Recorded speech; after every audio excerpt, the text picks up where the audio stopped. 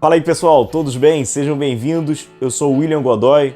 No vídeo de hoje nós vamos falar sobre o goleiro Santos, que está explícito. O Flamengo externou o desejo e o interesse de contratar o goleiro atual do Atlético Paranaense. Então vamos falar um pouquinho sobre esse goleiro e mais do que isso, na minha opinião, com a chegada do goleiro Santos há um encerramento de um ciclo no Flamengo. Então vamos falar sobre essas questões, pedir para vocês, deixar o convite para vocês deixarem um like, deixarem a sua curtida, que ela é muito importante aqui para o nosso canal, e também se inscrever. Você, amigo rubro-negro que ainda não está inscrito aqui no nosso canal, cara, aperta o botão vermelho de inscrever-se, você vai ter aí 2, 3 segundinhos, aperta o botão aí de inscrever-se, eu conto com a força e com o apoio de vocês, deixar um agradecimento especial à galera do grupo de membros, valeu da categoria defensiva ou ofensiva, muito obrigado aí pela força de vocês, obrigado por vocês estarem confiando aqui no nosso trabalho. Vamos falar sobre o goleiro Santos. Primeiro, assim, particularmente, eu gosto do goleiro Santos. Eu já falei em algumas oportunidades para vocês, a gente até debate, rapidamente em lives. Tem torcedores do Flamengo que já vêm namorando, assim, o goleiro Santos, e aí já vinha me perguntando ao longo aí dessas temporadas. Eu acho um goleiro muito tranquilo, isso é uma virtude, na minha opinião. Um goleiro que não é esparafatoso. Tem gente que gosta daquele goleiro esparafatoso, aquele goleiro que faz uma defesa simples e parece ser a mais difícil possível. Ele muito pelo contrário. Ele faz uma defesa difícil parecer ser simples. Não é um goleiro de pose, não é um goleiro esparafatoso, é um goleiro muito tranquilo, de muito posicionamento. Então eu acho isso muito positivo para o goleiro Santos. Lembrando que ele já tem 31 anos, ele vai fazer 32 anos agora em março, então é um goleiro experiente, um goleiro que já vencedor, já conquistou títulos importantes com a camisa do Atlético Paranaense. E tem o jogo com os pés. E essa parte do jogo com os pés, ela também é muito importante, a gente já falou que é muito importante. Não vou aqui enganar vocês. Inclusive contra o próprio Flamengo, o Santos ele errou em alguns aspectos com o jogo com os pés, mas eu acho que ele tem aquilo que a gente pode estabelecer como o jogo com os pés, o aceitável, aquele que é aquele regular jogo com os pés.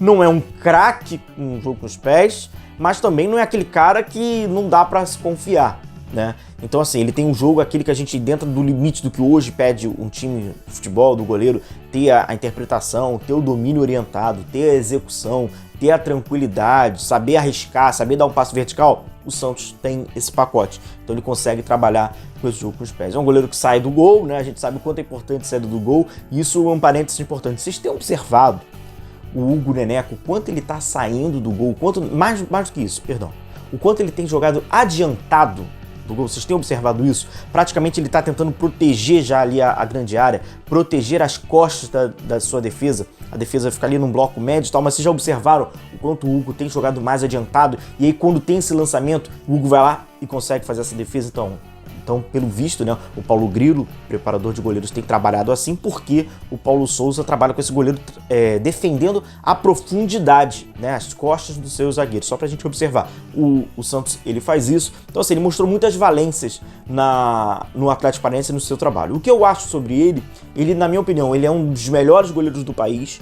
Contudo, por ele ser goleiro do Atlético Paranaense, e aqui a gente tem que fazer uma autocrítica sim, não faz parte do eixo Rio de Janeiro, não faz parte do eixo São Paulo, não é tão visto assim, não é tão midiático assim, ainda não tem tanta mídia assim, mas certamente se ele jogasse, por exemplo, num Flamengo da vida ou num time de São Paulo, ele estaria mais em seleção, apesar de a gente saber que o sarrafo da seleção tá muito bem servida com o Alisson, com o Everton no Palmeiras e com o Ederson, São 3 grandes goleiros. Mas ele poderia estar ali pleiteando, ele nem pleiteia nada, não tem mídia nenhuma, tá fora também do eixo. Então a gente sabe que também existe isso, não vamos aqui ser bobos. E por que eu digo pra você que encerra um ciclo?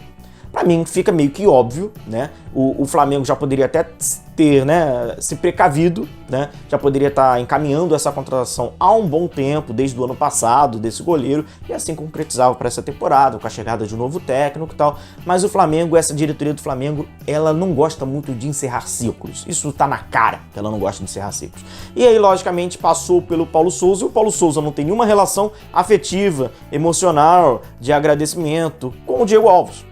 Então, assim, fica claro que o Paulo Souza pede um goleiro e para ele não tem essa relação. E aí ele vai fazer rodízio no gol, pode ser que ele coloque o Santos em umas partidas, o Diego Alves em outras, o Hugo em outras, tal. Sim, porém, na minha opinião, encerra o ciclo, porque o Diego Alves não me parece ser esse goleiro para fazer rodízio. O Diego Alves vai querer jogar quando o corpo dele pedir, quando o corpo dele achar que deve, isso aí vai procurar um outro caminho, e assim o Flamengo estaria encerrando um ciclo que naturalmente eles se encerram, mas que o Flamengo foi postergando, como eu digo, nessa diretoria do Flamengo, não apenas com o Diego Alves. Diego Alves é um dos exemplos, tem vários, que o Flamengo vai postergando, vai, né, é só um protecionismo.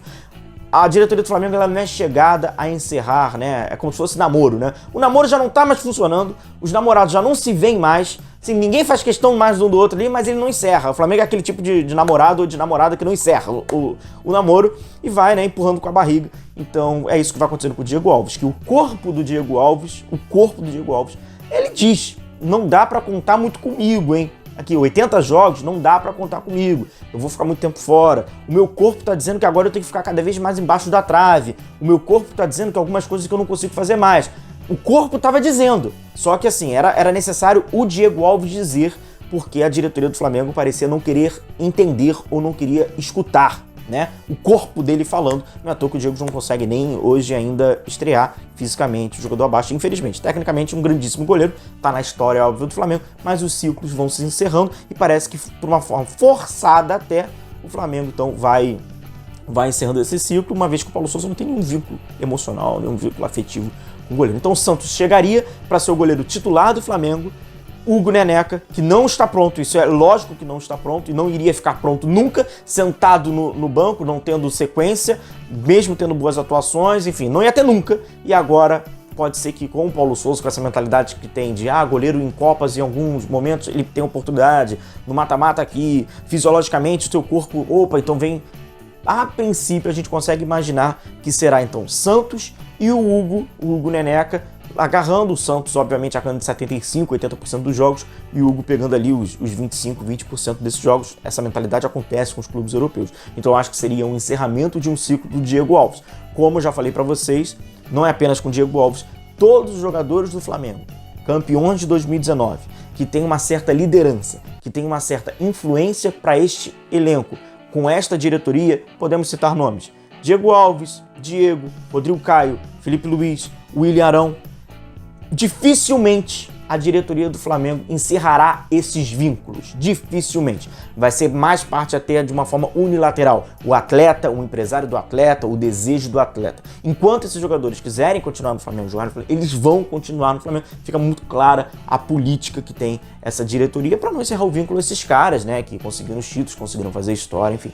Principalmente esses que têm uma certa liderança no elenco. E a gente sabe que isso, inclusive, eles fazem parte do mesmo grupo dentro do Flamengo. Beleza, galera? Então vamos agora aguardar essas propostas do Santos, essa conversa. O Flamengo contratou tanto jogador do Santos que agora ele vai contratar o Santos, né? Ele desistiu de contratar jogadores do Santos, agora ele vai contratar o Santos. Mas é, sem dúvida, muito bom goleiro, mas infelizmente eu acho que ele acaba sendo subvalorizado por eu falar, saiu, né, daquele estereótipo, não é goleiro do Rio de Janeiro, não é goleiro de São Paulo e tal. É um bom goleiro, Agora tem a questão da idade, né? Vai fazer 32 em março, por isso que o Hugo também tem que ser sempre desenvolvido, porque o amanhã é o Hugo, sem dúvida. Beleza, galera? Um forte abraço a vocês, continue se cuidando, não se esqueça de deixar o seu like, não se esqueça de se inscrever no canal. Um abração, tchau, tchau.